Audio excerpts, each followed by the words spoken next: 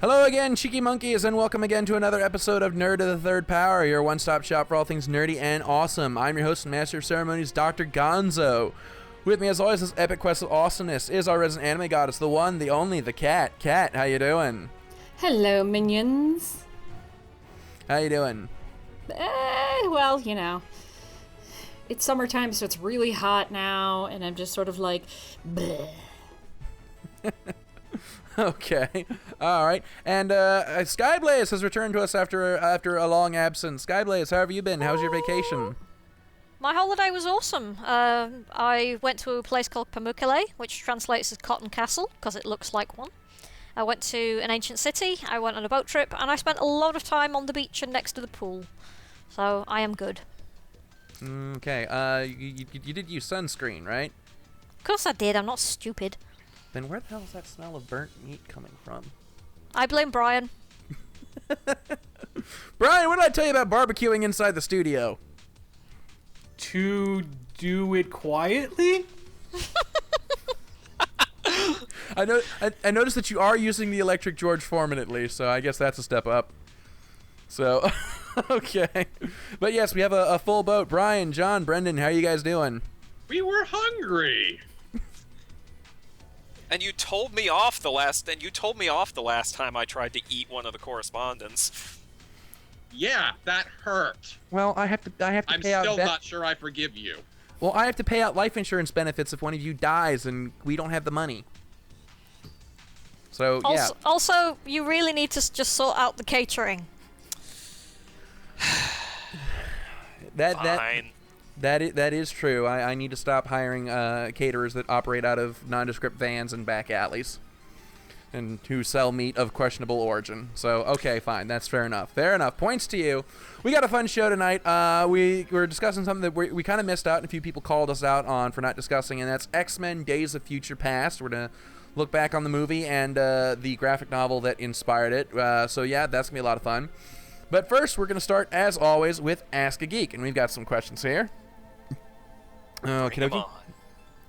Yes. So, okay. All right. First question here is to all of us. It is from Daniel.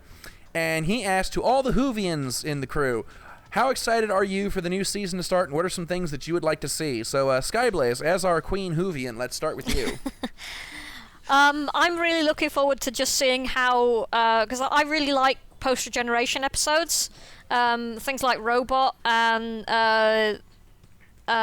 some of the others, which are fucking great. Spearhead from Space was pretty good as well. I just love seeing how the new actor fits into the role and how they are different and yet the same to the previous character, to the previous actor. I really love that sort of thing. I find it deeply fascinating. Also, I'd like to see some more outer space. I'd like to see some more alien civilizations, please. I quite like the episode Rings of Arcatan, which has got like a lot of kind of alien history and mythology and stuff involved in it. I really like that. Some more of that would be good. Maybe actually developing Clara's character a bit more, because she's been kind of a walking plot device for the previous season, and I'd like to actually give her a personality and a character separate from walking plot device. So yeah, that's what I'm looking forward to seeing and what I'd like to see. All right, Kat, what about you? I really just want nothing but Peter Capaldi's fierce glare. Like, there could just be a whole show of him staring at you. Like, big zoom in on his fierce glare. It's really astonishing after Day of the Doctor aired, how many people like suddenly posted, "My new sexuality is Peter Capaldi's eyes." His stare curdles milk and makes brave men weep. It was really astonishing. Quite fearsome. It really is. It's so great. So I want them to work his character around that glare. I want to see how his personality is going to be with a glare that fierce. What is his personality going to be like? Because you already had, Eccleston was sort of like the post-war angry doctor, and Tennant and Smith were, you know, both very lighthearted but also very angsty. And so I'm really looking forward to seeing what Capaldi's personality is going to be like, and just his take on the Doctor is mostly what I'm excited about. I would like Skyblaze, like some more outer spacey stuff, but I would also like one or two really good period pieces with like really pretty costumes and stuff, and you know, maybe revisiting some old characters, but not necessarily old villains. You know, if we could like see an old companion, that would be really cool. Fingers crossed for Ace. Right? Fingers crossed. Or, you know, some side characters, you know, maybe like one or two of those characters who would have been the perfect companion that we'll never have. You know, just, you know, giving some homages to some old characters would be really cool. Well, if we're gonna be talking homages, I want them to bring back Carol Ann Ford for an episode, because the Doctor said he'd be coming back to visit, and he has not done so yet. He did in the audios. That went quite badly wrong. Which, yeah, both times, yeah, they did go badly wrong, yeah, you know. But hey, consorting with aliens will do that to you. So, Brian, what about you? What do you want to see? Just sort of see it start. It's kind of interesting because I'm still sort of the new fan of it all. So I just kind of want to see where it goes, period. So I'm kind of just sitting waiting. Please start. I'm glad you're not going to have a break, but you're taking forever to get the start. Okay, John, what about you? You know what I want to see? I want to see a trailer. Why have they not released any footage, any teasers, anything? I just... There was one. They're still filming it, for God's sake! I don't care. This is a show. There was a teaser, though. There was a teaser. It came out like maybe a week ago. That was too much of a teaser. That's news to me. That was too much of a teaser. I want it less was like of a tease. 30 seconds. Did I miss this? Was it 30 seconds of Peter Capaldi glaring at you? I can't wish, remember. because that would just be an indication of the show to me. While ominous Latin chanting is going on in the background. Damiano Deus. Just get like a Nightwish song playing in the back. A Nightwish. Kudos to you, Brendan, for getting the reference. All right, Brendan, what about you? What do you want to see? I'm sort of on board with Kat and sort of not. I am perfectly okay with the Weeping Angels falling in a hole and disappearing for a few seasons. We have seen far too much of them. But, I really want to see more of those new Cybermen. I really want to see where they go with them and how Dr. Capaldi copes with their upgraded capabilities. Now, there's one thing that I hadn't thought of before. Kat also mentioned, you know, entire episodes of the Doctor's glare, and that is, I'd like to see Peter Capaldi muttering curse words into his sonic screwdriver. Give the fans what they want. Well, specifically one of his other characters from In the Thick of It, because Malcolm Tucker does nothing but swear. And it's beautiful. It's the way he swears is positively poetic. It's amazing. It sounds like music. Okay. All right. Well, you guys pretty much covered all the bases, so I'll just finish off by saying I just want to see more Doctor Who. I've been waiting 6 months. It just needs to get here. Try now. being a Sherlock fan. Oh, don't even get me started. But then again, the difference between seasons of Doctor Who at times has been the worst. So being a Doctor Who fan really is the worst. I see 6 months, Gonzo. And I raise you from 1989 until 2004. Fuck you! Well, now let's be fair, Skyblaze. There was a little thing in the 90s. Doesn't count! Skyblaze, I'd just like to point out you're opening yourself really wide for some old age jokes. Die in a fire, Gonzo. Many have tried and none have succeeded. Dying in a fire? I'd say plenty have tried. And succeeded. No, trying to kill me in a fire. Okay. That makes a... Okay. All right. Next question here is for me and Brian, and really it's an admonishment, and it's from Sam, and he wants to know why neither of us in our Batman discussion mentioned any of Batman's numerous video games. So I think I think yeah, we do have to kind of apologize for that. But we'll sum that all up by just saying Arkham Asylum and Arkham City, but stay away from Origins, and I am pissing my pants waiting for Arkham Knight. Brian, what about you? Anything to add? Mostly that I don't remember a lot of the old Batman games on the NES and Super NES. I think I remember playing them, but it's been like the time frame has been so long. I have no clue if they were good or not. That's probably why I didn't mention anything.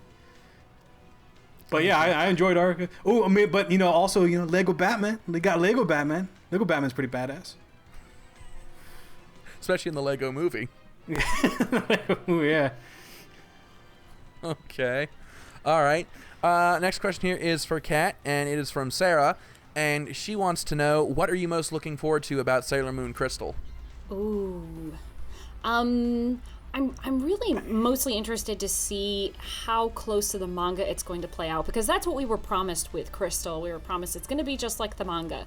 And I'm kind of curious because there were a lot of ideas that Naoko Takeuchi had that she just never could fit into the manga, but she drew them out and wrote about them. But so it's kind of canon, but it's kind of not.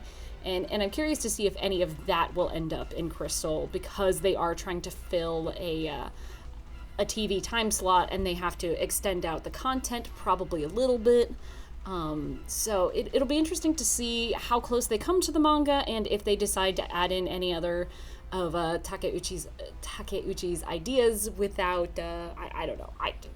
I'm just looking forward to it so much. Plus the animation looks really good, and one of the things I've been wondering is when they're going to set it, because the original Sailor Moon was, by now we would call it very dated, because nowadays we all have cell phones and computers and laptops and all this stuff, and they wouldn't have had any of that in the original Sailor Moon. They would have had payphones and shit like that.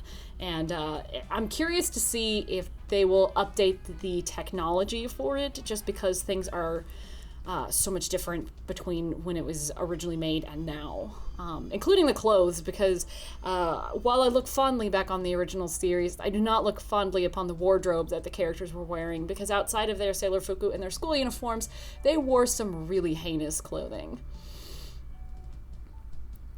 Like there's a whole freaking page about Mamoru's fashion travesties. It's terrible. They wore some really ugly clothes, and I'm looking forward to seeing prettier, nicer clothes, more modern clothes, less horrible clothes. There's still a very, very good chance that Mamoru could find some sort of new fashion travesty to traipse. Well, I know what Japanese men wear, so it probably wouldn't be hard, because God, Japanese men wear the craziest shoes. But anyway, yeah, I'm just really looking forward to the show, and I really look forward to us talking about it on the podcast. Yeah, she Kat made it clear that if we didn't discuss Sailor Moon Crystal on the show, that she would shoot my dog, which I consider a hell of a trick because I don't have a dog. I'll buy you a puppy. Well, she's gonna buy you one. It'll be the cutest fucking puppy you've ever seen, and you will fall in love with it, and then I'll shoot it. This is becoming a really dark show. Oh well, if you're worried about the show getting dark, then you may want to leave the room for this next question. I've been called out to the carpet by Adam Bailey. He wants to know what my problem with GameStop is. Oh boy. This show is not that long. We're gonna be here for a while. Please excuse me. I just need to go and put my asbestos underwear on. Everybody put your helmets on. Everybody put your helmets on, kiddies. Daddy's fixing to go on a tear. So, GameStop. Well, of course, there's the obvious reason, the fact that they will pay you a pittance for games that they will turn around and sell for ludicrous sums of cash when the idea of buying used games that you're ostensibly supposed to save money, but you're not really saving a whole bunch of money when you go and buy a used game that's only $2 more than that same game brand new. So, yeah, that's a bit dickish. There's also the fact that you can't seem to go into a GameStop, at least near me, without somebody trying to shove an Edge card or a Game Informer subscription down your throat. That's pretty fucking annoying. Let's see, the fact that none of the GameStops near me quality test their equipment. So 3 times I've gone in to trade in my Xbox 360 only to be handed a brick console. So finally I said, fuck it, and just bought the new Slimline. So yeah, that was fun. There's also the fact that all of the employees in the GameStops near me are know-nothing dude bros who fucking don't know shit about gaming unless it's Call of Duty or Madden. And God forbid you be a girl and walk into one of these GameStops. They spend their whole time staring at your tits and assuming that you don't know shit about gaming. And oh God, help the one woman who works in the GameStop near me who's just, I see her outside of work. She's usually happy and cheerful. But then I go and I see her at GameStop and she just stares at me with these cold, dead eyes as if she's praying that I reach across this counter and snap her neck to end her misery, because death would be a sweet release compared to spending 12 hours a day standing behind that counter and being ogled at by dude bros coming in because her management mandates that she wears a low-cut shirt because it quote-unquote stimulates the customers. Let's see, and then there's the fact that I'm also old enough to remember the days of Babbage's and Funko Land and Electronics Boutique before it was EB Games. Each store had its own unique product offer. Babbage's was great for swag and PC stuff. Electronics Boutique had your console games, and Funko Land sold all the retro stuff. They would actually pay you reasonable amounts of money for your trade-ins, and they would actually repair consoles. You not have to get a fucking subscription plan. You just go in, hey, here's my console. It is broken. It will cost you this much money to fix. Here is your money. I will return on the morrow, and my console will be good. And now everything's just been mashed together into one McDonaldized mess. Nothing's unique. Everything's the same. It's all one big, giant, sterile, homogenized mess. And it just needs to burn! And none of them has a bathroom that I can use if I need to piss. I swear to God, it just drives me up the fucking wall. Well, I feel a slow clap coming on. And a non-sarcastic one. Is it safe to come out now? It's fine. I'm okay. I'm in my happy place. I'm on grandmother's porch. There's fresh root beer. Tommy and Jimmy are coming up to play. I'm fine. I'm cool. For the record, when I saw what GameStop did to Funko Land when they bought out that chain, I also wanted to see them burn.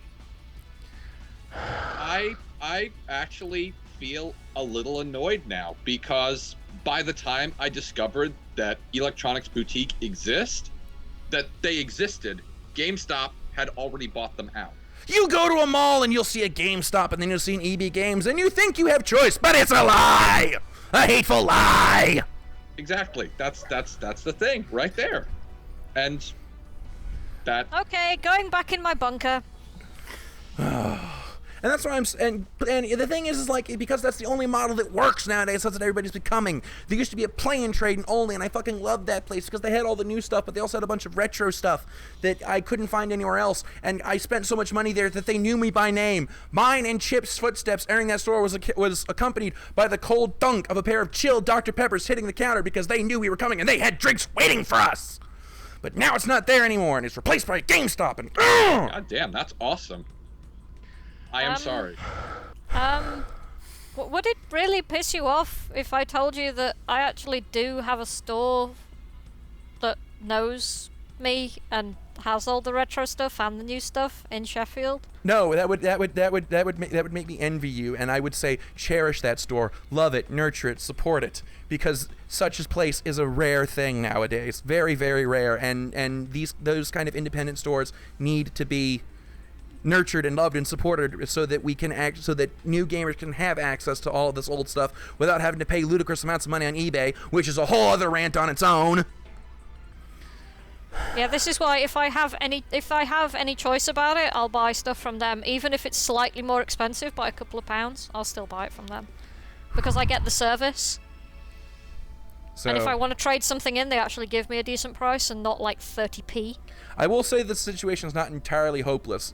People in Clifton, New Jersey, yes, New Jersey actually has something nice to offer the rest of the world. They actually have the largest independent games retailer on the East Coast, Digital Press in Clifton, New Jersey.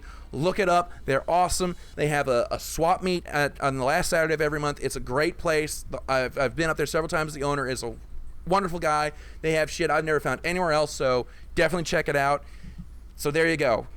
Support your local independent games retailer. That's the gist of my rant. That applies, if I could jump in for just a minute, that applies to games retailers beyond just video games, because the secondary market in card games, Magic in particular, is dominated by just a few giants. The really small local game stores and small online retailers, they totally deserve your business and your support as well. Just saying. So, yes. So yeah, that's all the questions that we have for Ask a Geek this week. I'm gonna go take some heart medication and calm myself down and meditate for a bit, and then we're going to jump into our headlines, starting with Brian. So Brian, why don't you take it away while I go and chill out for a bit? Well, thank you. This week in the multiverse, there's not a lot going on. I'm starting to hit that drought period right before the cons, like San Diego Comic-Con and New York Comic-Con, start showing up again. So my news is a bit on the weak side, to be honest. In sad news, IDW has announced that their last issue of their Ghostbusters ongoing series arc, Mass Hysteria, would also be the last issue of the series, hopefully for the time being, not forever. The ongoing series started back in 2011 and has been a great book for Ghostbusters fans, and the creators should be very proud of the work they did. It's a bit of a somber note, this being the 30th anniversary of the Ghostbusters series, but things sometimes do work out this way, unfortunately. There hasn't been a main reason for the cancellation. Even saying cancellation seems to be taboo. A lot of people are just saying it's ending. Some might say for sales, other might be perhaps licensing issues as well. We don't really know for sure. We may never know, at least not right away. The last issue will be out this September. I suggest everyone who is a Ghostbusters fan to go and check it out. Also in more cancellation news, but this one not as shocking, Ultimate Fantastic Four is going to end as of issue 6. Very short series. Now, if you remember, we talked about the Fantastic Four 20th Century Fox Marvel sort of co-conspiracy going on, where Marvel may want to put the Fantastic Four on hiatus for a while, and this could be a part of it. I still don't believe that. Unfortunately, the Ultimate Universe, outside of Spider-Man Miles Morales, is not doing well sales-wise, and this is probably what this led up to. In Ultimate Fantastic Four, you only had Sue Storm as the original Fantastic Four member. The others was Iron Man, Falcon, and Machine Man. So it wouldn't make a lot of sense to cancel this book to give the old finger to 20th Century Fox when it technically wasn't even a real Fantastic Four book like the main universe one. Sadly, nobody was really reading it. But in more announcements of stories, here's a story I never thought I would actually see. Quentin Tarantino's Django Unchained is going to be teaming up with Zorro. Dynamite and DC Comics are putting together a project of Quentin Tarantino's firebrand Django is going to be teaming up with Zorro, and this will actually be co-piloted by Matt Wanger and Quentin Tarantino himself. Matt Wanger was actually part of the Django Unchained book that came out for Vertigo not too long ago, as the Django Unchained movie was out in theaters. It's going to be a very interesting book, if you can think about it. Django Unchained, while a very good film, was very, very radical and violent, which is not what I really see from Zorro. So it's going to be interesting when these two characters do meet up, and it will be sort of a classic Zorro Western story, as the time period it took place in. Well, I'm going to end on a bit of a happy note and a congratulatorial note. Warren Simmons has been named the Valiant Editor-in-Chief of Valiant Comics. Warren's actually been a part of the company since it relaunched back in 2011, and he was actually in charge of a lot of the main books, X-O Man of War, Harbinger, Bloodshot, just to name a few. So, with a lot of new books coming down, a lot of big plans for Valiant, like I mentioned before, there are Quantum and Woody showing up again later on this year, they decided to promote him into Editor-in-Chief.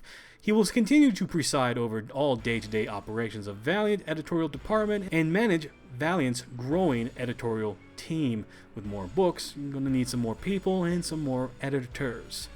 Congratulations, Warrens. I hope to see whatever you guys come up with in the following year. Keep up the great work.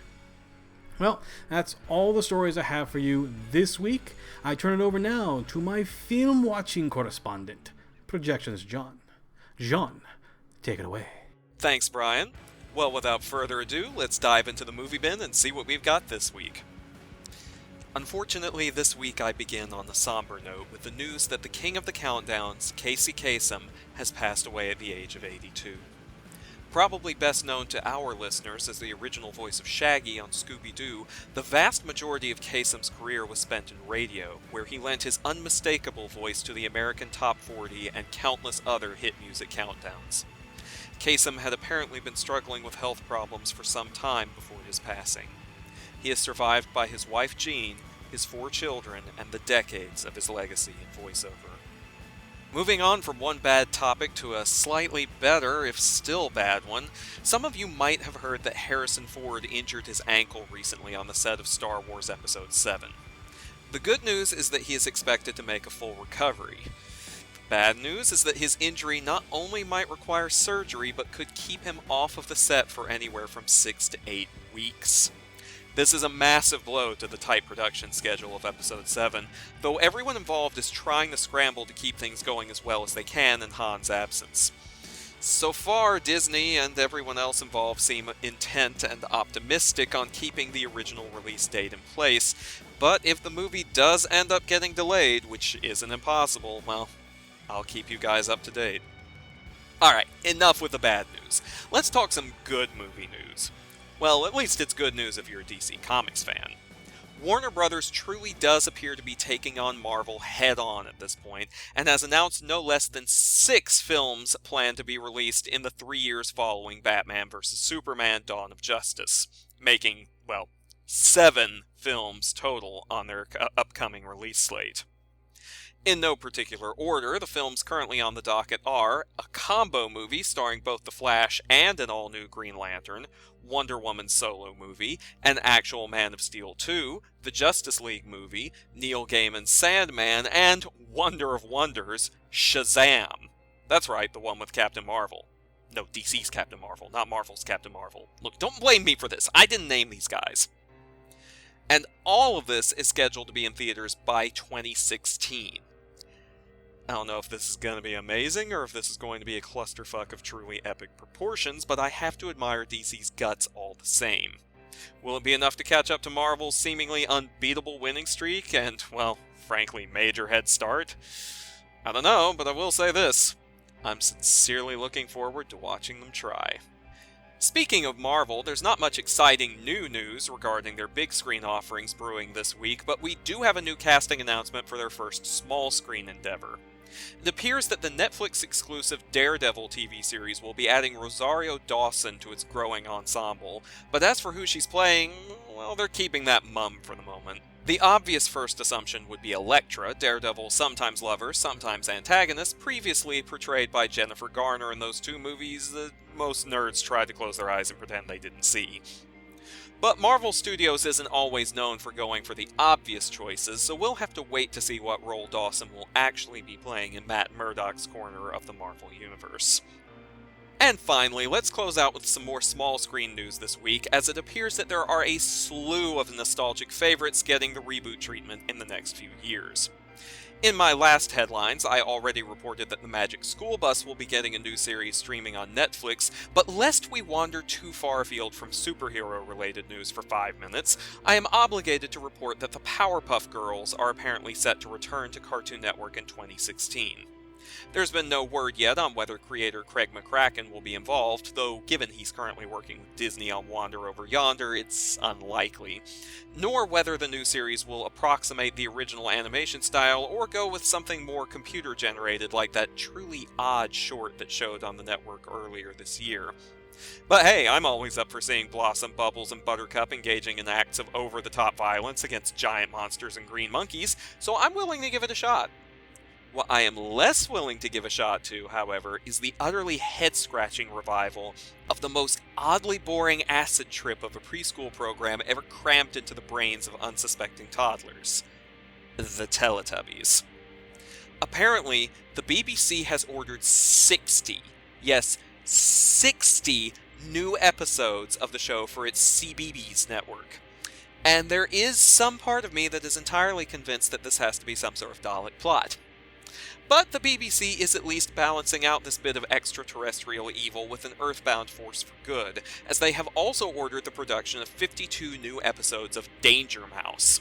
Some of our younger audience members might not be familiar with the secret agent rodent, but let me assure you that he made quite a splash when he landed on this side of the pond on Nickelodeon in the 80s.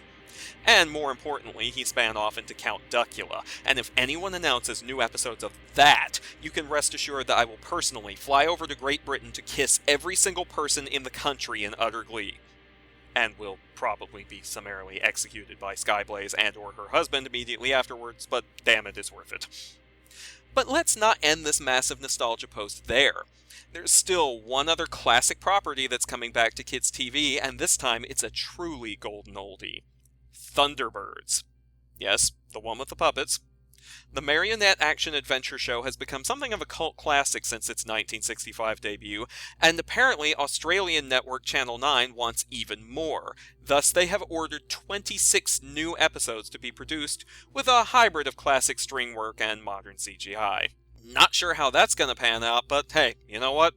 I'd still watch it over Teletubbies any day. And that's it for your movie news. Now I turn things over to our resident blast seeker for your tabletop headlines. Take it away, Brendan. Thanks, John, and to everyone else, welcome! As you've probably figured out by now, this is Brendan the Blast Seeker, and I'm here with your regularly scheduled summary of the state of play in the tabletop world. We've got a lot of information to cover, and only a few turns to do it in, so without, I'm afraid, any ado whatsoever, here is the current board position for all of your favorite gaming needs that don't come with a power cord. So, I pretty much blew my entire headline space last episode talking about how awesome Conspiracy is. Of course, I regret absolutely none of it, and would in fact like to take this opportunity to remind you that Conspiracy is still very much available at local game stores everywhere, and you should go buy some soon. Now that you've realized I'm not going to start screaming like a madman again, please turn your volume controls back up, and we'll get on to my main point.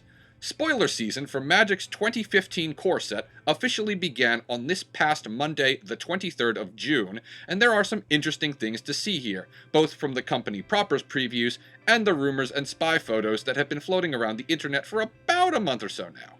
We already knew going in that community-designed card Waste Not would be receiving its first printing in Magic 2015, and we also spent a lot of time over the last year talking about the development of that card, so I won't spend any more time discussing it now. However, a more recent revelation was that Waste Not would be joined by 14 other cards created by veteran game designers with backgrounds in Magic. We now know what all of those cards are, and they range from pretty hilarious to efficient and respectable to downright begging to be broken in half.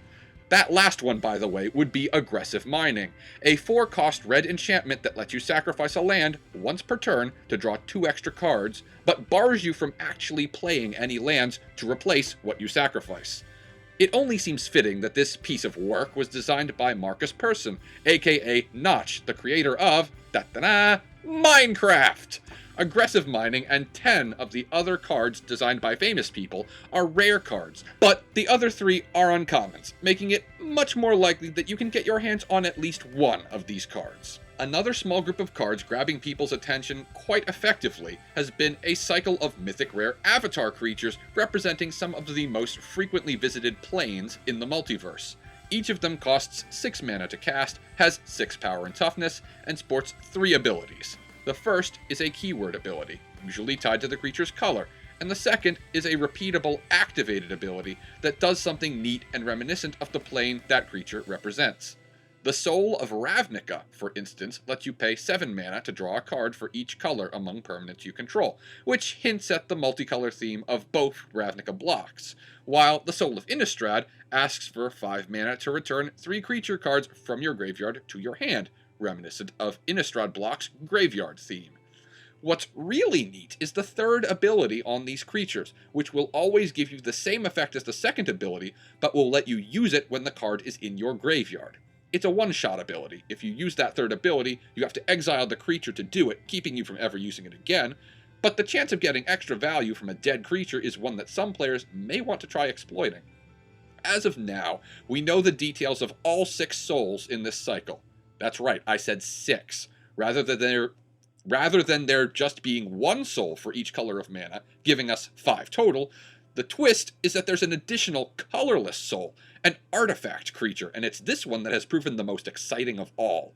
Called the Soul of New Phyrexia, this hulking terror sports the trample keyword, and has the ability to make all permanents under your control indestructible until end of turn.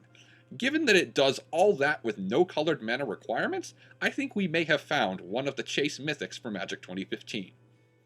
Of course, there's still plenty more to talk about regarding M15, but as we've already noted, last episode's State of Play was all Magic, so it only seems fair to look at something different for at least part of the headlines this week. Some of you may recall that way back around episode number 102, I mentioned that there was a new expansion series set to drop soon for the Pokemon trading card game that was tied to its new X and Y handheld games. Well, not only is the Pokemon TCG's X and Y core expansion out in the wild now, but so is its immediate successor, X and Y Flashfire. Both expansions feature Mega Evolved Pokemon prominently. X and Y Core has Mega Venusaur EX and Mega Blastoise EX, and X and Y Flashfire has 2 versions of Mega Charizard EX with Mega Kangaskhan EX along for the ride. As you've probably noticed, each of the cards I've mentioned so far is a Pokemon EX, a special type of monster that trades increased power levels for itself with more prize cards for your opponent should they manage to knock it out. I wasn't certain how I felt about this at first, but after some consideration, given that all 5 Megas have over 200 hit points, and their attacks start at around 100 damage and only go up from there, I think it's probably fairest that way. The Megas are far from the only desirable cards in these 2 sets, though. In X and Y Core, we get the full evolutionary lines of all 3 Kalos region starters, as well as the 11-card first wave of Fairy-type Pokemon. One of those fairies is Xerneas, one of the 2 new legendary Pokemon debuting in Core alongside its counterpart, the Dark-type Yveltal. Both Xerneas and Yveltal get normal and EX cards, and both are very powerful no matter what version you're playing. Flashfire adds 7 more fairy cards, as well as some more Kalos newcomers, like the Dragon-type Goomy and its evolutionary line. Both sets sport additional Pokemon EX outside of the Megas and their lines, with Core getting Emolga EX and Skarmory EX, and Flashfire getting Toxicroak EX and Magnezone EX. On top of that, of course, there's a whole bunch of other cards in each set representing monsters both old and new, as well as new trainer cards and special energy to power them up with. X and Y Core has 141 cards in it, while Flashfire is a little smaller at 106, but both have enough fun stuff to keep you occupied for a while if Pokemon is what you play. Meanwhile, over in Yu-Gi-Oh! Land, the Zexal Saga has finally wrapped up with Primal Origin. At a set size of 100 cards, there's enough room to cram in plenty of silliness, and that's exactly what Konami has done here. In among the numerous new support cards for archetypes ranging from Boujins to Sylvans to Ancient Gears to Penguins. On a side note, when the hell exactly did Penguins become a legitimate archetype? I'm not against it, mind. There are some people I know who would probably play Penguins in a heartbeat, but when? When did this happen? Anyway, along with all that, anyone bound and determined to find a discernible pattern in Primal Origin will probably notice these 2. First, given that this is the conclusion of the Zexal Saga, it's only logical that the set will contain cards linked to the endgame of that story. It is for this reason that we now have... Wait, let me make sure I'm reading this correctly. Number C107 Neo Galaxy Eyes Tachyon Dragon, and, yes, there's another one, number 62 Galaxy Eyes Prime Photon Dragon. These are the biggest, baddest forms of the protagonist's signature monster and that of his antagonist slash rival slash whatever the hell he is. And they're not alone either. There's a solid 18 total Xyz monsters in this set, not including support cards that aren't Xyz cards themselves. One of those support cards is a much hyped rank up magic called the 7th one. And while it is severely limited in the monsters you can use it with, it will grab those monsters straight out of your extra deck, or your graveyard even, then rank them up right on the spot. Seems pretty good. The other major theme is a new collection of cards called the Artifact Monsters. Like some other archetypes we've seen in the past, artifacts interact with the spell and trap card zone in ways that most monsters do not. Unlike those other archetypes, they interact with it by sitting in it face down like a set spell or trap. If an opponent falls for it and is foolish enough to try to destroy an artifact on his or her own turn, it will just special summon itself back as a monster, and it'll usually add insult to injury by activating some sort of effect that's good for you or bad for them when it does.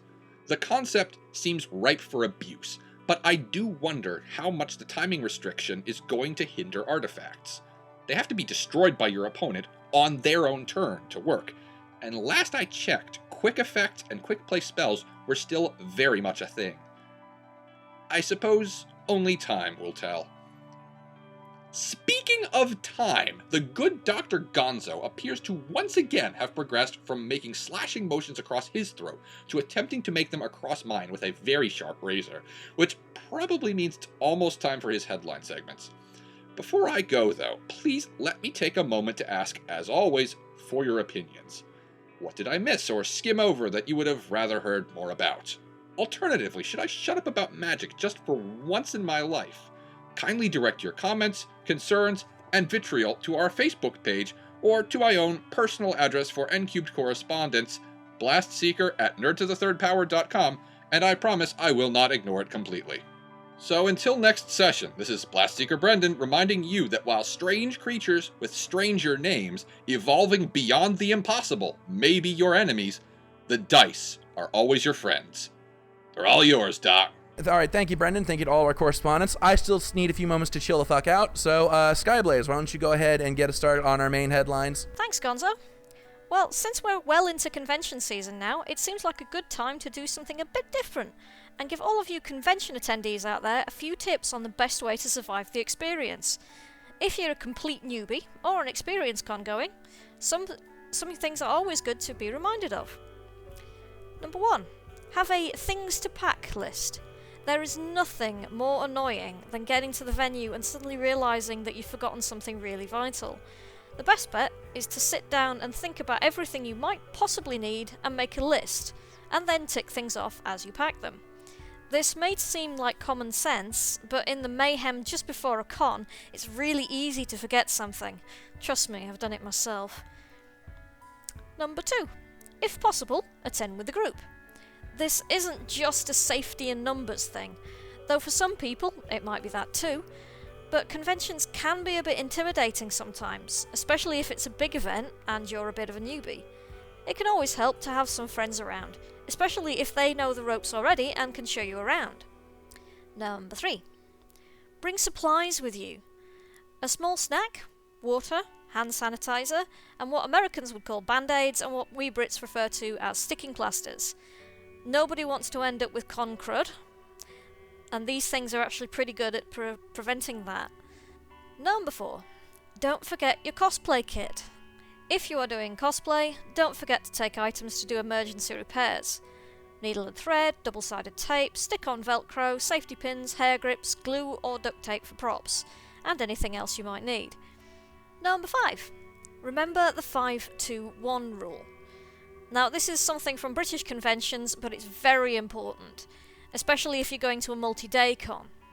This is a rule of thumb that says you should have a minimum of 5 hours of sleep, 2 meals, and 1 bath or shower per day. For the love of all the gods, if you don't follow any other instructions in this list, please follow this one. Your fellow attendees will thank you, and you'll have much more fun if you're not feeling like crap. Trust me. Number 6. Follow the Wheaton rule. Meaning, don't be a jerk. Don't insult people, don't grab someone or take their picture without asking permission first.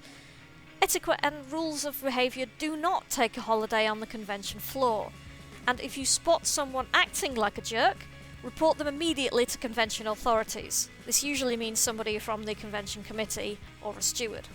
If the convention you're attending lacks a mechanism for this, or they don't take the report seriously, you may wish to consider attending a different con, if I'm honest. Well, that's all for now.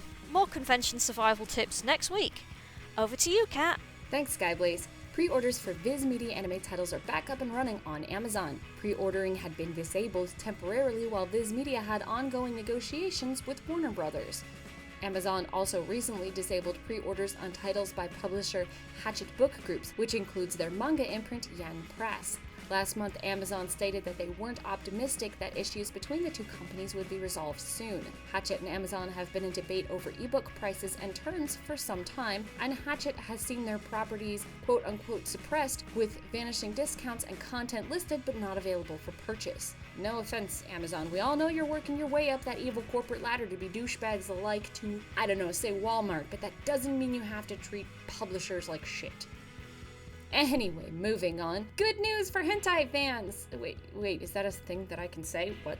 Okay, well, anyway, Digital Manga's Public 8 adult imprint has announced that they have a hentai convention in the works. No news yet, but they will be hosting the Hentai Festival panel at Anime Expo, so I assume more news will follow, whether we like it or not. You know, I'm not really opposed to the idea of a hentai convention, I just wouldn't want to be the cleaning staff afterwards. Just saying. Viz Media has announced that they have reprinted all of their Case Closed, aka Detective Conan manga. There are 50 volumes currently out in the US, so if you're a collector, you've probably been hard-pressed to find some of the older volumes, which are now all available for pre-order. Montreal's Fantasia International Film Festival announced that Manga Entertainment will be releasing a new high-definition remaster Blu-ray of the 1995 cult classic Ghost in the Shell. It will ship in North America on September 23rd and retail for $24.99. The festival also announced that they'll be awarding Ghost in the Shell director Oshii Mamoru with a Lifetime Achievement Award, which they will present to him prior to the screening of the film at the festival on July 17th.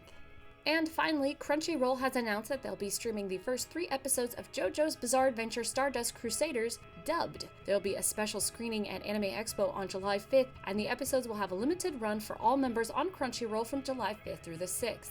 Reading between the lines here, I guess this means that once the period is over, those dubbed episodes will probably only be available for premium members for a while, or maybe they'll just go away entirely. And there's no real indication that the entire series will be dubbed. They very specifically state the first 3 episodes, which is probably because the series is still coming out. I don't know. It sounds very convoluted, but whatever the case, Matt Mercer will be playing Jotaro, Richard Epcar will be playing Joseph Joestar, and Patrick Seitz will be playing Dio, so everyone else can throw in the towel. This will probably be the best dub of the year. And that's all I've got going on in the anime and manga world. Over to you, Dr. Gonzo. Alright, thank you, Kat. Well, there's not a whole lot to talk about this week that wasn't covered in last week's discussion, but here are some bits and bobs that have appeared in the last couple of days. First off, the PS4 version of Batman Arkham Knight will have some exclusive content. The Scarecrow Nightmare Pack will, according to a press release released by Rocksteady, will feature a confrontation with the towering Scarecrow and his quote-unquote undead army. Details are scarce at this point, but I'm going to hypothesize that this pack is basically going to be the Arkham Asylum Scarecrow hallucinations turned up to 11.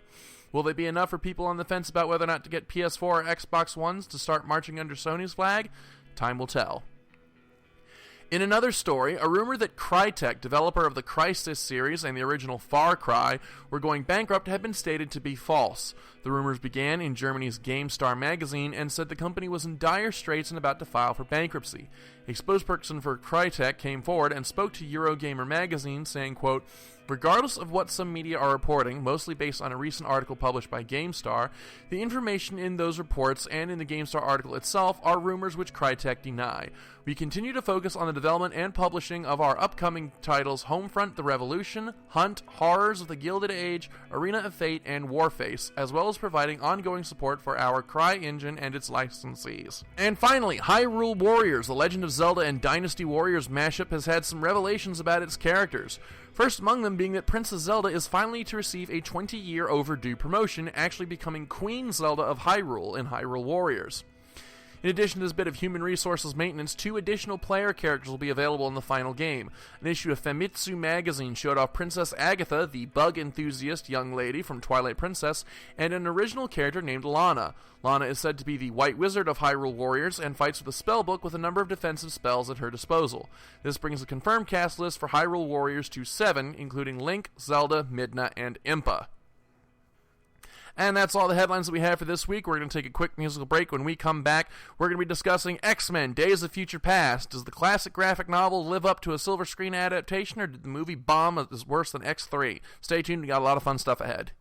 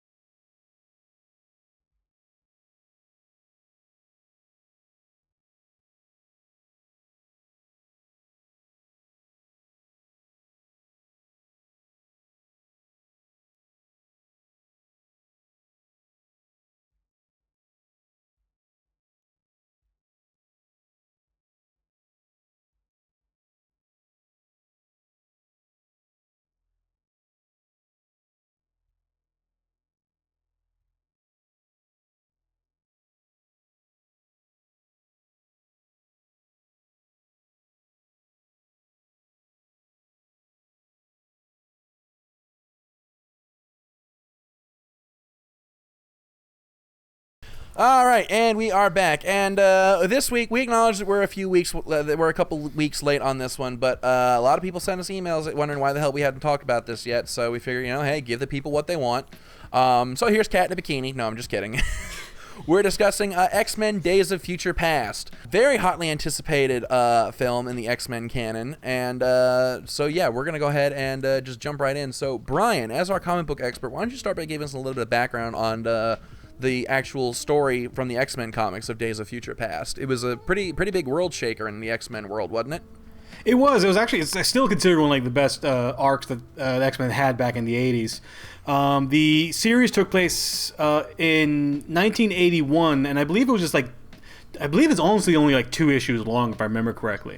But what it is that it starts off in a dystopian future where mutants are being hunted down, captured, and most likely killed.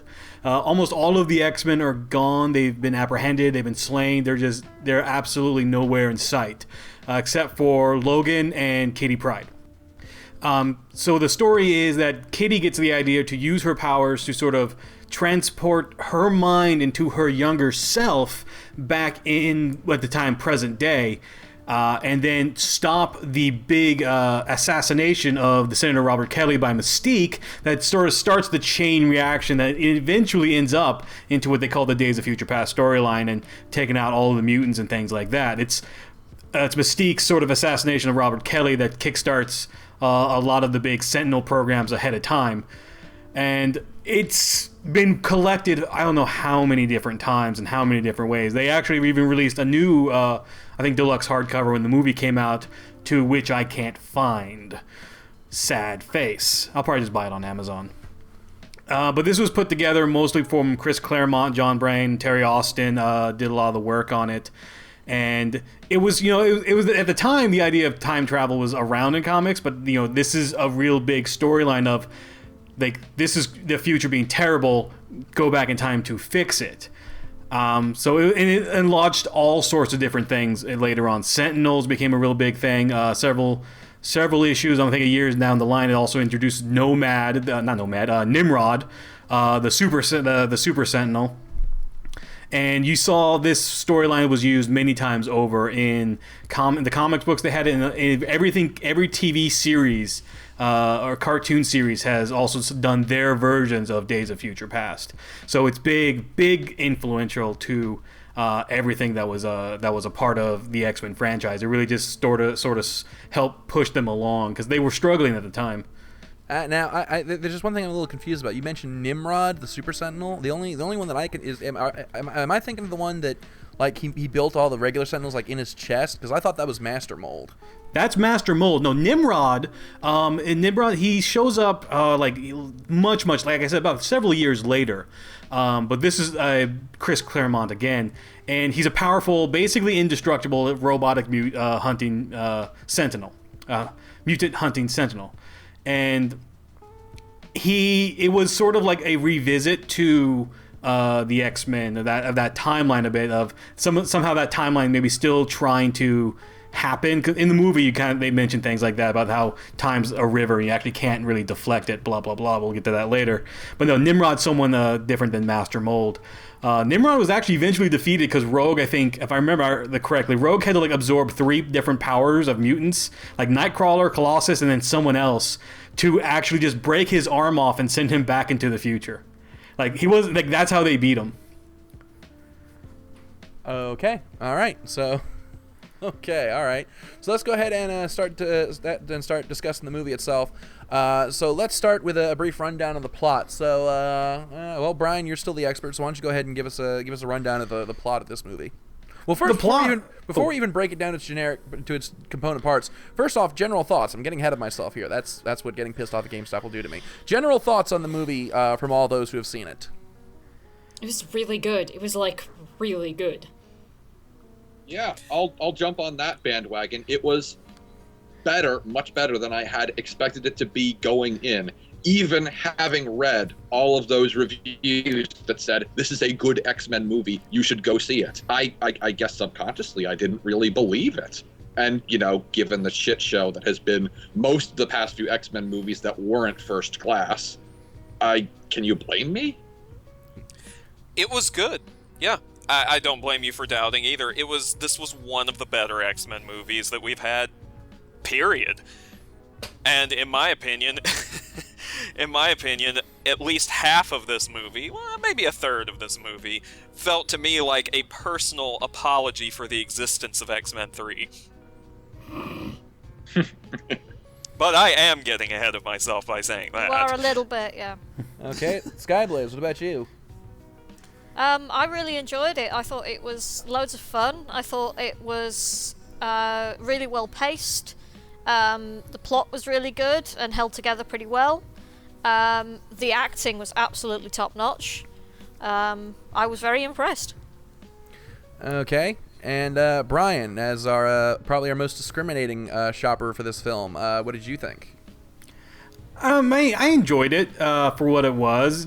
I'm always going to be the guy that kind of, I guess, looks at going, well, in the comics, but I'm going to try to hold back a little bit on that, because in terms of like the movie franchise of the X-Men, they've changed so much, and most of it pretty good changes. So like I can't be like, well, in the comics, and then go, well, it's still good. So I'm sorry, could you say that in that voice again? In the comics. It's like if Kermit the Frog had sex with Cartman and spawned an offspring. Hi-ho! Yay! Bitches! I think I need alcohol now. What else? Except is first new? we have to discuss the plot.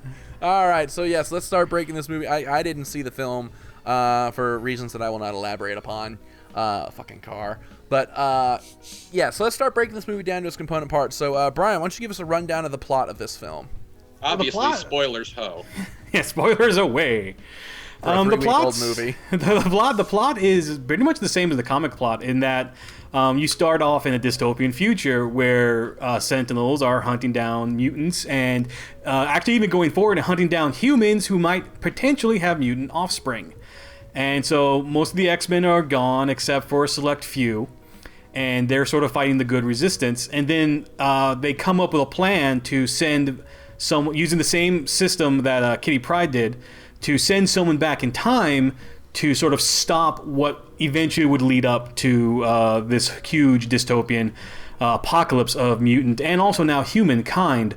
The difference is they send back Wolverine and not Kitty Pryde, because Wolverine apparently is the only one who could survive it because of his healing factor.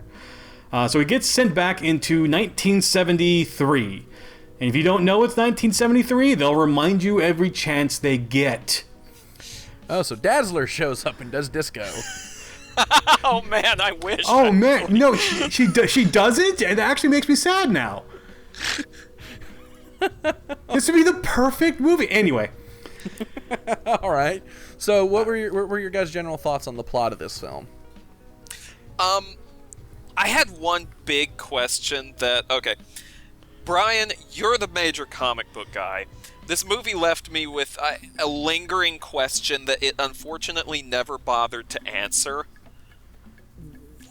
I was under the ignorant impression, because I haven't read enough of the comics, that Kitty Pryde's only power was being able to phase through solid objects.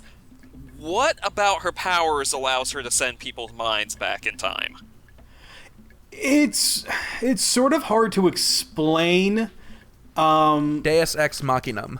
Kind of, but the idea is that it's sort of also sort of like a self-projection. Like, if she could concentrate hard enough, not only could she phase through solid objects, she can bring her powers up to phase through time itself, sending her consciousness to her younger self.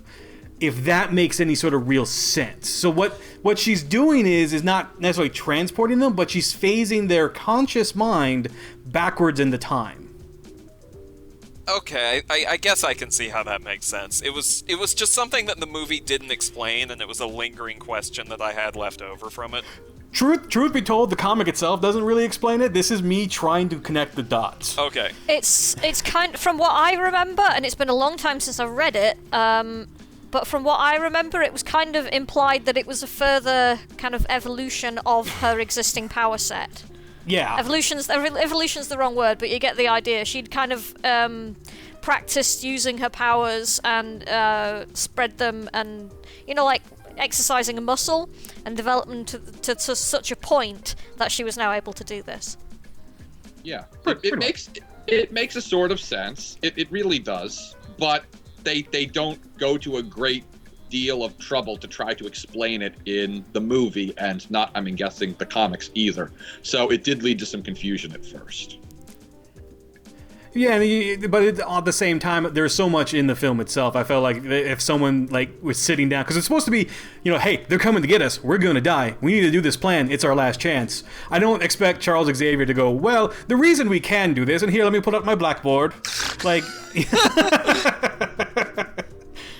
no, this is the plan. Lesson. Yeah, come on, we're in a little bit of rush here. A little bit of rush. And when There's you get always right time down, for learning. when you get right down to it, it doesn't really matter. We accept that No. these people have these powers and they can do weird shit.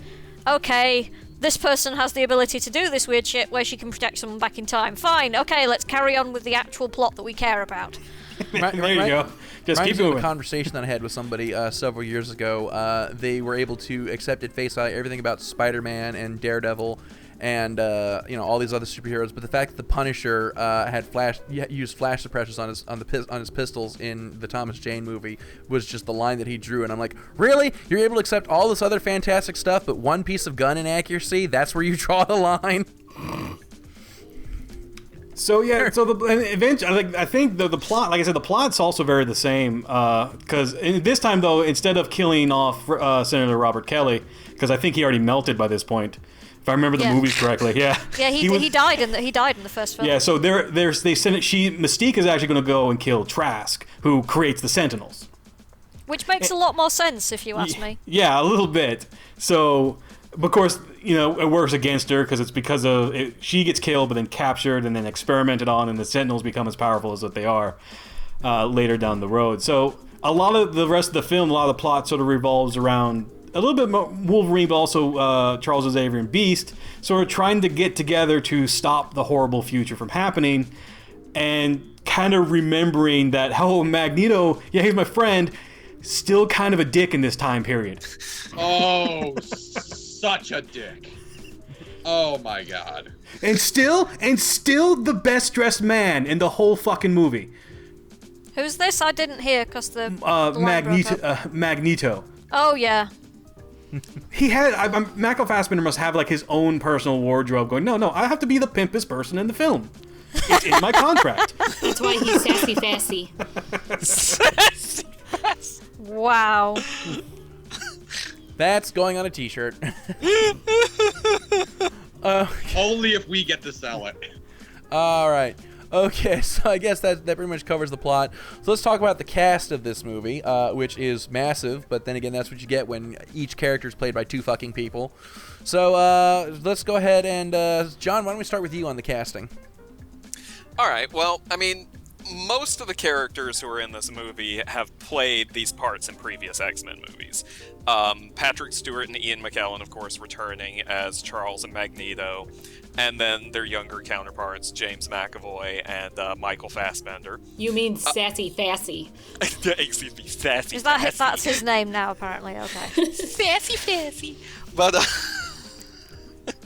See, it was funny when she said it, but when you say it, it sounds like you're talking to a little dog with a bow around its neck, and you're petting it and giving it chips. And you're gonna carry it around in your purse when you go and get your roots dyed to match the rest of your fucking white blonde hair. You Paris Hilton wannabe. In any instance, there were more people playing characters in this. No, there weren't. That was it. But no, everyone in this movie. I'm sorry, I don't know where I was going with that. You went to a very strange place with that. Is where you went with that. He's still Jennifer angry over Lawrence, the game Mystique, very good. Yes, everyone was fantastic in all of their roles, as they were in all of the previous movies in which they played these parts. I'm gonna mention one of the new guys, one of the newcomers here. There's Trask himself, played by Tyrion Lannister himself. Hey, Peter Dinklage is amazing. Peter Dinklage. He is such a great actor. I would love to see him in more things, basically. That's because Peter Dinklage turns up and wins. Hello, Basically, I yeah. am here. I am awesome. You may bow. I would have liked have liked to have seen his character's motivations explored a little bit more, because they kind of sort of touched on it, but everything he did in the movie was just great. He played that part really, really well. And Jennifer Lawrence, of course, is Mystique. In a lot of ways, maybe not the main character, but one of, like... This movie is more a story of her, Wolverine, and especially Charles than it is anyone else. I mean, it's a big ensemble. They get a lot of good use out of their cast, but really it's kind of them as the three legs upon which this movie's stool sits. Upon which this movie stands, I think, was where you were going with that. Thank you, Skyblaze. My brain is apparently not working very well. But in terms of like a single actor and a single character that basically steal the entire movie, even though he's not in the movie very long, you all already know who I'm going to talk about. I cannot for the life of me off the top of my head recall the actor's name, and I don't have IMDb open for reference right now. But Quicksilver.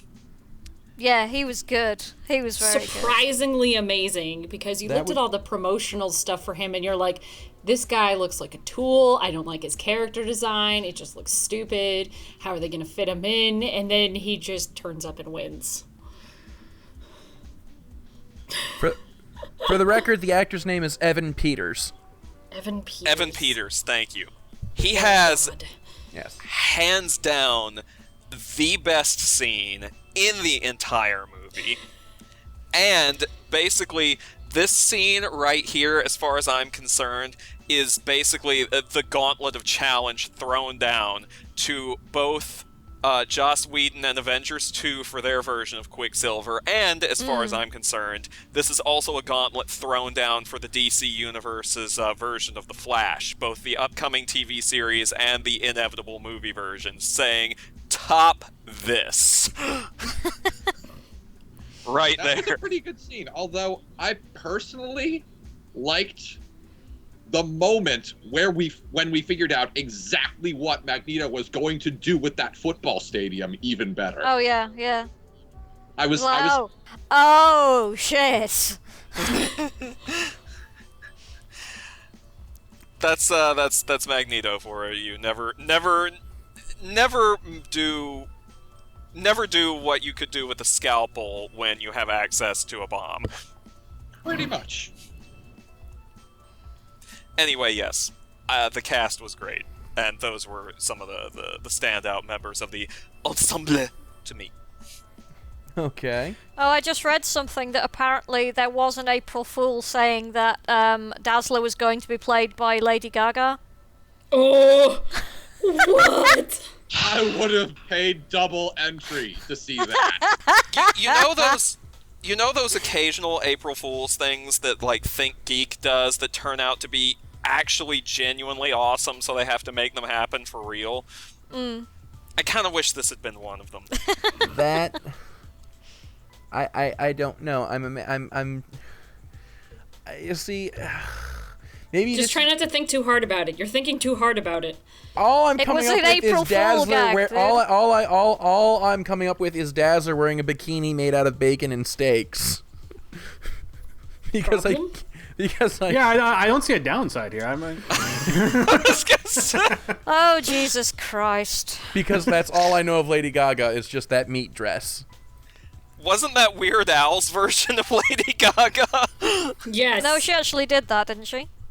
No, she did, but he did it too. She had a steak dress. Yeah, I don't know if she did it or not, but it honestly wouldn't surprise me. No. You see, what I think of Dazzler. Does Dazzler have light powers, or am I thinking of somebody else? You're thinking of someone else. Dazzler power is disco. No, Dazzler actually does have light powers. It's sound into light, isn't it, or something like that? Yeah, it's sound into light, but I just like saying her power is disco. Then what she does is she shows up not wearing anything and creates clothing for herself using her powers. That's what she does. She wears light and nothing else. I'm not sure how Lady Gaga doing disco. And you know what? With Lady Gaga, that would work. But we digress. We severely digress. This episode has gone to shit. All right. So moving on from the plot. Let's We were talk talking about characters, actually. characters. Well, cast. Okay, yeah, cast. Okay, moving on from the cast. Whatever we were talking from about. Script. Let's latch onto the script, like the crazed moray eels that we are. What did you guys think of the script of this film? I thought it was liked, pretty tight. Yeah, I liked everything up until sort of the epilogue, and that's where I sort of got. That's where it sort of lost me a little bit, where I got kind of angry. Now, are you talking about the actual ending of the film, or are you talking about the stinger after the credits? No, stinger after the credits is fine. I'm talking the actual ending of the film. Don't get me started on the stinger after the credits. Because yeah, everything sort of in terms of like how each character was written and how each character's motivations were placed and how each character sort of reacted to everything was very fluid. It's very tight. Everything seems to work. You know, why is Charles Xavier walking? Well, he got really sad because all this shit was going down in his life, so he started taking this medicine that helped his spine, but he loses his powers. But he needs his powers to sort of eventually realize he can help better the world through them. Things like that. And you know, where Magneto is still on the idea that mutants need to be protected because the humans are going to be out to get them. You know, so he's same side of a different side of a same coin that, you know, Charles is on. Charles wants to eventually bring peace. So does Magneto, but he wants more mutants to be in charge and things like that. So everything about that sort of story worked great, and the time travel didn't seem very intrusive like sometimes it can be.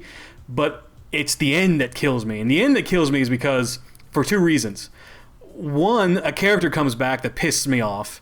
And two, in terms of continuity of the movies, that's fucked. It is fucked beyond belief right now. I'm not sure how I feel about the movie universe continuities as muddled as the comic book version of the continuities. Well, I think what they did there was they used this movie as an excuse to pretend that the last few didn't exist. Well, here's the problem with that, though. Here's the thing. They basically have retconned out every movie except the first X-Men movie. I can live with that. Yeah, but right? X2 was all right.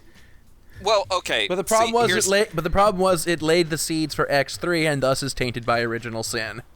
See, this is the thing. Let's since we're talking spoilers, and since Gonzo hasn't seen it, and since, you know, a couple of people are probably listening to this who haven't seen it anyway, spoiler. Cyclops and Jean aren't dead anymore. Fuck! Cyclops Am I and the Jean only one aren't... happy about this? Yeah. Okay, I know, I'm pretty happy about it too. Scott, I don't mind. It's Jean Grey that I have usual problem with. Brian, let's be real. When has Jean ever stayed dead? That's not the point. The thing is that Jean Grey. That's the point of her character. She's the Phoenix. She dies and she rises again. Which parts of this don't people understand? Jean Grey is not buried. Jean Grey is not interred. She is stored in a crypt with a revolving door. But I don't problem, understand why people have this issue with. So on a tangent, I don't understand why people have this issue with the character whose name is fucking Phoenix. The point of the Phoenix is that they die and then they come back. If I may interject on this note, because I have read some of the Phoenix stories in the comics, I think that if they could come up with Phoenix stories that were more involved than just Phoenix comes back to life and starts wrecking shit, then the problems would be lesser. Well, that's a different issue, but it's the very fact that she keeps dying and coming back is kind of built into the character name, into the character concept. Yeah, that's she is true. the That's Phoenix. That's not what my she's problem. there for. That's her purpose in the story. Is to That's die not and my come problem with it. It's just my problem is that I don't think she's all that interesting of a character, Jean Grey, and plus this also completely destroys the whole. I feel like it also brings back the fucking like. I want to think love triangle between her, Scott, and Logan. When we just had a movie that came out last year that supposedly happened, Wolverine. That in it he supposedly finally gets over Jean Grey by talking to her ghost. I think I'm remembering this movie wrong. But, yeah, it was weird like that. No, it was really weird like that. You're talking about Wolverine, right? Yeah, but now it's like now last Or an that came acid out, trip. Either way. that came out. And now this movie's like, yeah, by the way, that didn't happen because she probably either didn't die or maybe she came back to life. We're not really sure. We didn't explain that a lot. Here she is again. And then Logan's like, oh, Jean. I'm like, fuck you. You were just over her. And maybe he will be again. Maybe he'll be over her because there's a huge time difference between Wolverine's brain and the movie Wolverine. There's been a huge gap of time. About 50 years. He's probably over her now. We don't know. It's just him going, oh shit, Jean's here. And then going, oh shit, Scott's here. Yeah, Truth be told, that's everyone's reaction when Scott walks into a room. To be honest, I mean, even if this was a really good friend, okay, you have seen this friend die, and then suddenly you walk into a room and there they are. What is the first thing you are going to do? You are going to touch them to make sure that they are real and you are not dreaming. And then you're going to demand the $50 that you lent them and they never paid you back. I don't have a problem. I don't have a problem with that as such because, okay, oh my god, my dear friend that I was sure I had lost is right here in front of me. And as Thomas pointed out in the chat, we don't know when he came back. It could be in between X2 and X3. Well, I don't think X3 exists anymore. I'm quite happy if that was the case. I don't think it existed. Okay, look, if we keep going on about the continuity issues, we're gonna have to start breaking out the flow charts, and then this is just gonna become a total clusterfuck. So let's move on. I'm gonna just say one thing that Bryan Singer, the director, said regarding the continuity issues, and leave it at that. Basically, he said, "We're trying to fix as much as we can, but there are a few things we hope people have forgotten." That's his entire explanation. He doesn't know the internet very well, does he? So, all right, so I'm going to go ahead and just put this train back on the tracks before we just get derailed any further. And we're going to move on to the visual effects and design. So, Kat, why don't we start on you? What did you think of the visuals of this film? It was pretty. I really, really liked the look of the 70s. It was very groovy. I really liked a lot of the clothing that was worn. It's cool. The future looked very futuristic. The past looked very pasty. Pastoristic. It was pastastic. The effects were amazing. I heard some complaints from some people that the Sentinels weren't very true to the comics, but I thought the Sentinels looked pretty cool. Very scary stuff. Well, to be fair, if you the Sentinels in the comics look damn ridiculous.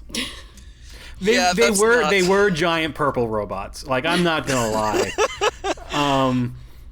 Truth be told, like the actual like the past Sentinels, that when you first see them, they're not that far off, I think, of the Sentinel design. At least I've seen some of the original Sentinel design.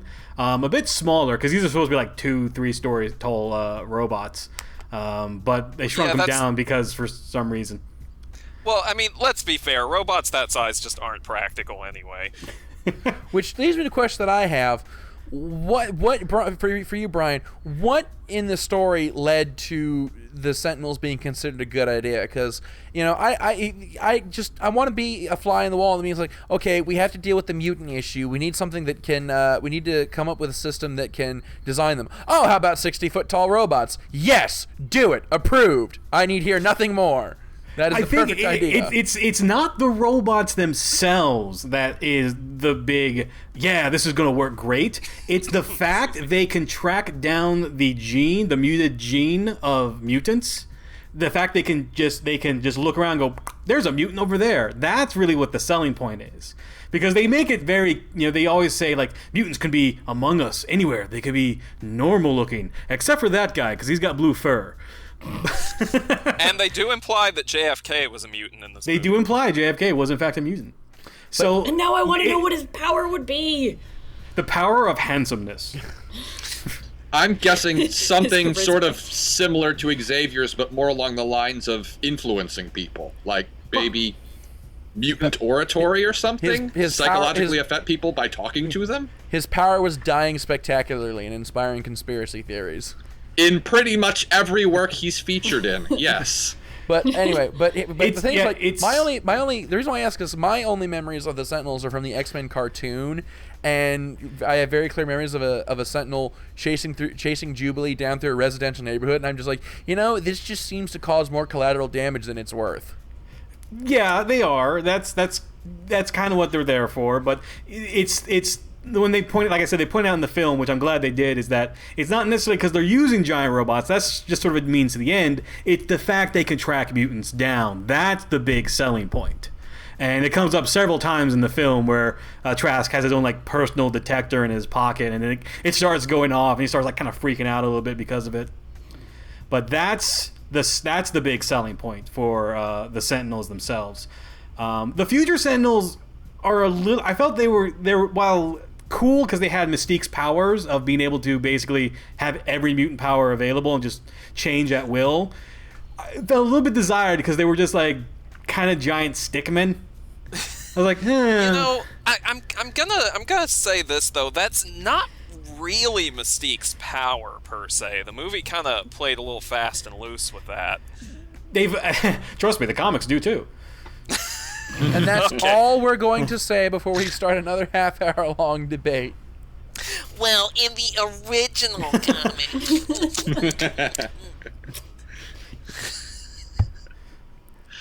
Okay, John is apparently a human rat now. I was like, should I get my comic person voice too? Are we going to do that? Everyone has a speaking comic book guy? Maybe he should be starring in the upcoming TMNT movie. Oh, don't. No. Anyway, we'll burn that bridge when we cover that movie. But anyway, putting the train back on now the thoroughly destroyed tracks. Magneto did it. All right, let's talk about the music and the sound in this film. What did you guys think? I'll say this: I liked the score well enough. Really wanted to hear Magneto's theme music from First Class come back, and was very disappointed that it did not. I think they should have just gone full sail into every song, every like set piece, every action set piece had to have 70s music. I think after sort of like the Quicksilver scene, I was like, I want every scene to have just 70s music. Like no score, just 70s, just a contemporary 70s soundtrack. So everybody's fighting Sentinels to staying alive? Exactly. And everybody is kung fu fighting. There we go. Very exciting. Staying alive, kaboom! Staying alive. Zoom. Just barely. Just barely. Speaking of kabooms, I thought the sound design was pretty good. Really? Yes. Yes. I had no complaints about it. It's always kind of funny because when you think about the sounds, you think about certain characters having certain sounds. Wolverine with the shink. Of course, he doesn't have the shink in this one because his bone claws, which That's is a right. complete. We haven't even talked about that. Which is such a. Here's a funny story: bone claws versus metal claws. I think was one of the first arguments I actually sort of watched from a distance that was inside of a comic shop. Like it fascinates the fuck out of me. But so did the X now because I know the Bone Claw story, but in this continuity, did Wolverine have them just because he never went through the Weapon X program, or did Magneto forcibly extract the adamantium from his skeleton like he did in the comics?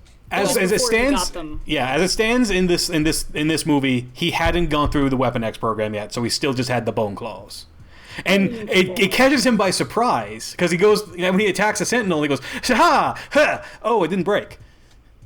Yeah, and that wonderful scene that we have to talk about with the metal detector, where he just comes through and he's got that resigned look on his face because he's so used to setting them off, and then it just doesn't go off, and he's like, "Oh." And then the scene where Sassy Fassy says, "Those are neat. Those would be better with metal." There were a couple of those lines where it was just like nudge, nudge, wink, wink. Say no more. Yeah. Also, when Quicksilver was talking to Magneto for the first time, I was like, "Oh, so you can move metal?" My mom knew a guy like that, and then like Magneto's face goes like, "Oh fuck."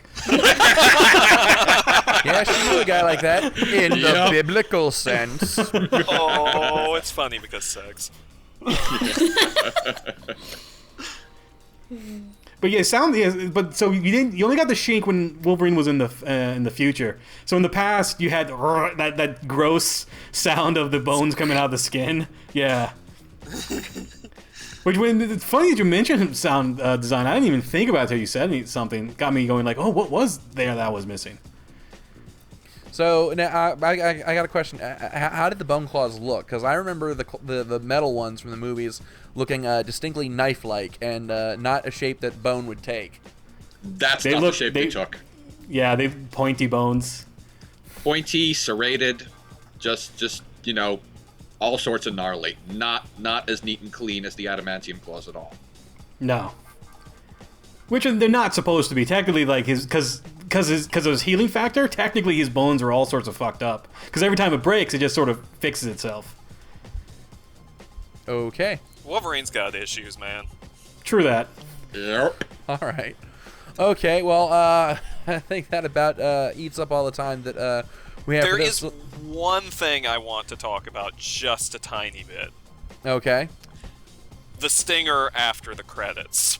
Oh, yeah. Oh, yes. We have to address this because I'm not kidding you guys.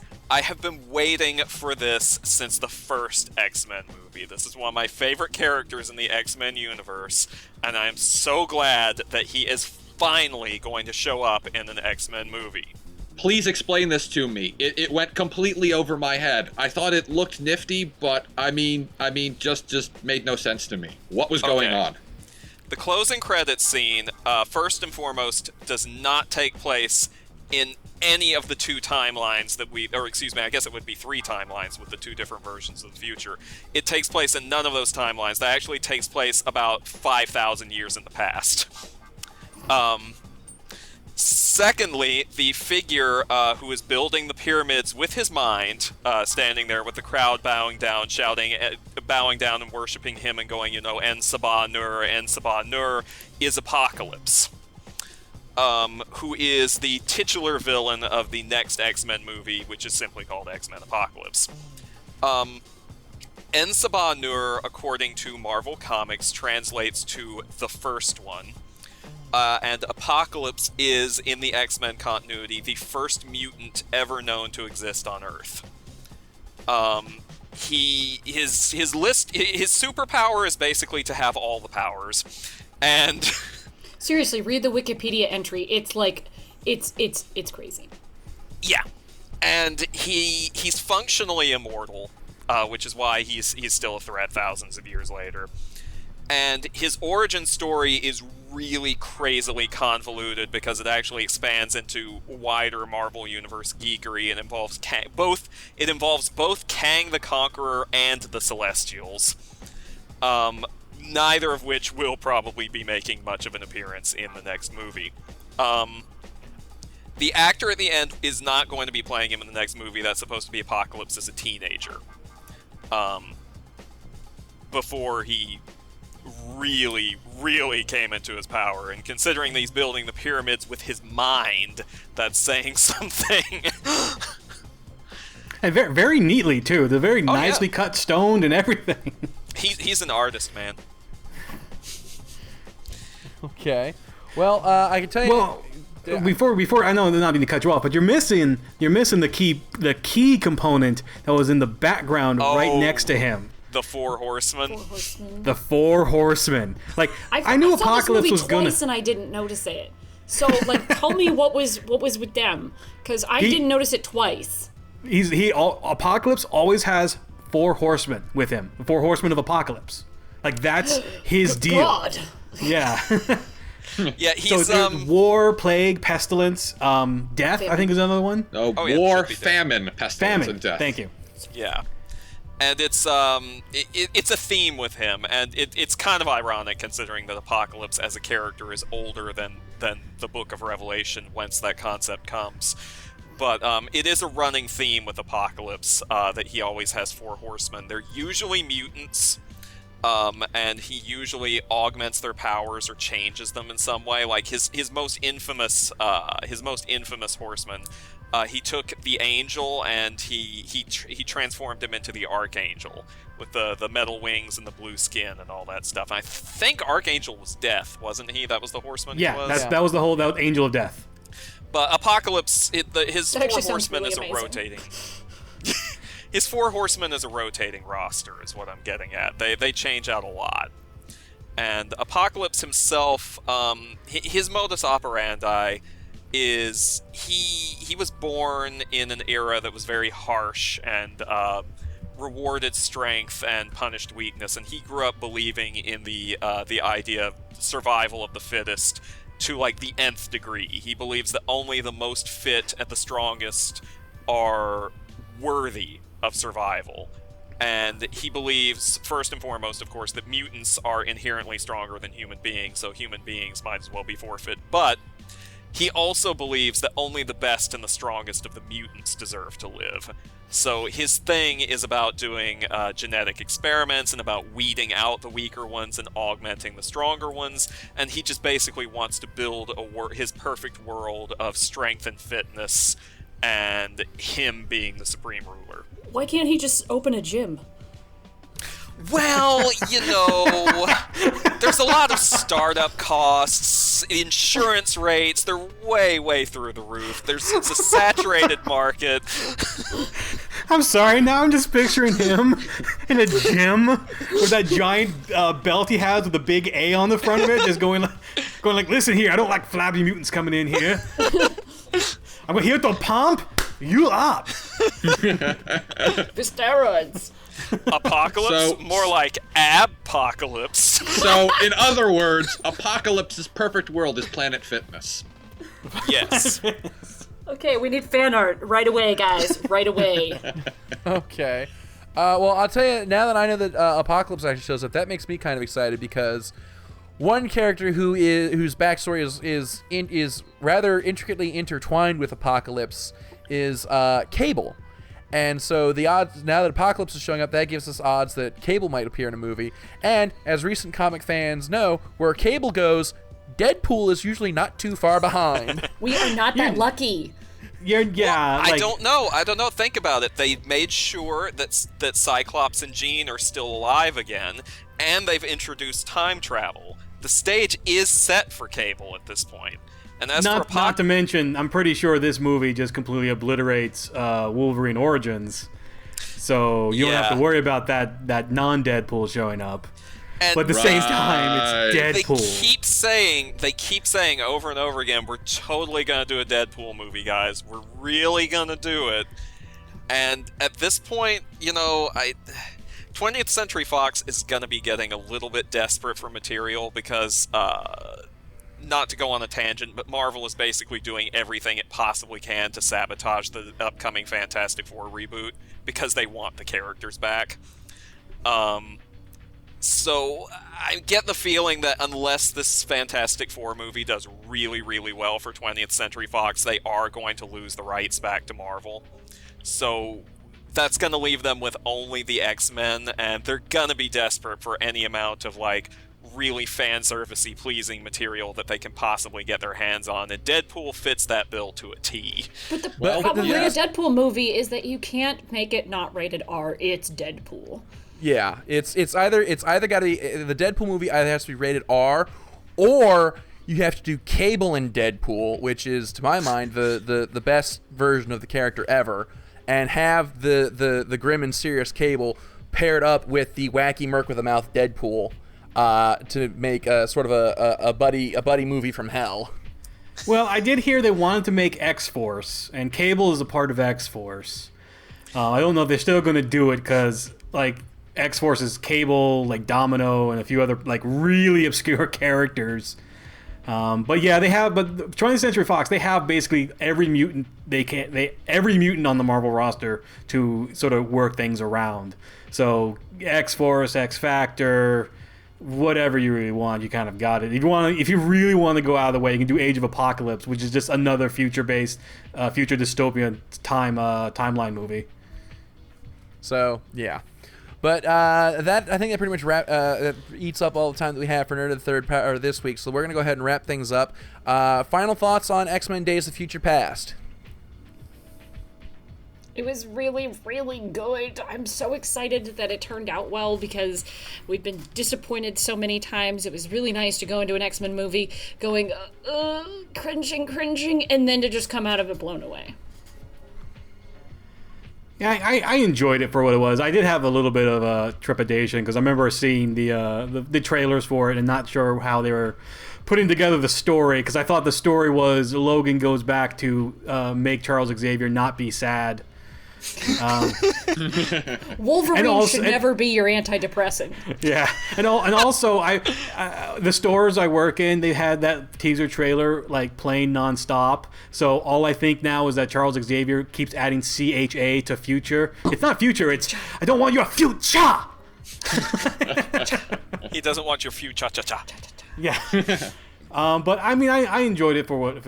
I enjoyed it overall. Okay. I really enjoyed it. I'm glad I saw it. I am glad that it completely obliterated X-Men 3 from the continuity, and I do not care about any further consequences that may have had on the continuity. Okay. Brendan, what about you? Yeah, as I said at the beginning of our piece, I think this is a very, very, very good film. Not necessarily masterpiece material, mind you, but for what it is, remarkable, especially considering what preceded it. Okay. All right, so now this is the part of the show where we give our final rating on the film. As always, our ratings are from best to worst. See it now, wait for matinee, wait for rental, wait for DVD, wait for rental, wait for cable, don't even bother, and Brian's rating, fuck this movie. So let's go ahead and give our final ratings on the film. So Brian, let's start with you. I'm probably going to be the weird guy out here because while I did enjoy the film, I'm saying this is probably like a must-buy on Blu-ray or DVD. Like, because it's weird because no one's really talked about this film at length, even at this point in time, being out for so long. But everyone says, yeah, it's really good, and I'm with them. But maybe there wasn't enough excitement, I guess, to kind of make me go out and see it immediately. So I was like, yeah, this is definitely something I would buy, when I first get a chance to on Blu-ray and or DVD or Blu-ray DVD combo pack. Was this thing out in 3D? I think so, yes. No, I'm not going to buy 3D. So I'll definitely buy it on Blu-ray or DVD combo pack. All right, so Brian's rating is wait for DVD. Kat, what about you? Definitely go see it now, and then when the DVD or the Blu-ray and DVD comes out, buy it because it's really good. Okay, so see it now. John, what about you? My rating is you've already seen it. Basically, if you're listening to this and you wanted to see this movie, you've already seen it. So I'll say see it now, but you already did. So we're cool, guys. We're cool. Okay, Brendan, what about you? Sort of along the same lines as John, I think this movie is very, very good. Maybe not quite so fantastic that you needed to go see it opening weekend. So, I mean, either way, see it now doesn't apply for me, but, I mean, wait for matinee. There's probably one out right now. So, if you have a free day this weekend, go find one. Okay. All right, and I haven't seen it yet, so I don't get to make a vote. But overall, it seems that we've enjoyed this movie. So yeah, that's all the time that we have for Nerd to the Third Power this week. Thank you as always for tuning in. We'll see you next week. As always, I'm Dr. Gonzo. I'm the Cat. I'm Brian. I'm the Blast Seeker. And I'm John, and I didn't mean to step on you there, Brendan. Well, I mean, both of us haven't been on the show in a while, so we're both kind of, feeling this back out. No big. All right. We'll see you next week. Taka, play us out.